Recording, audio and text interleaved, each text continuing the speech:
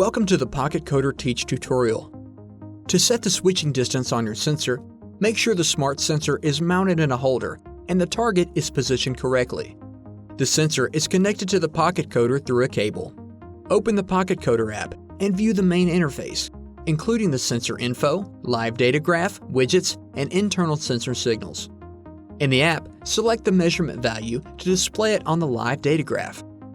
Move the target toward the sensor and watch as the live data graph updates in real time, displaying the measured distance.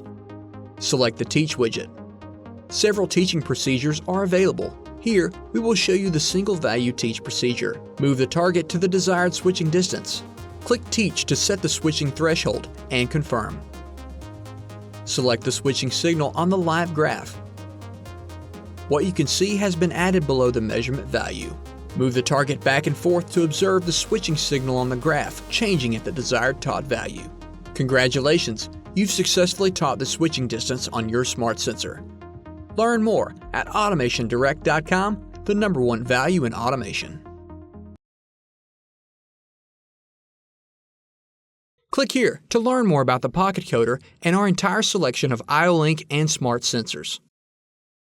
Click here for more videos.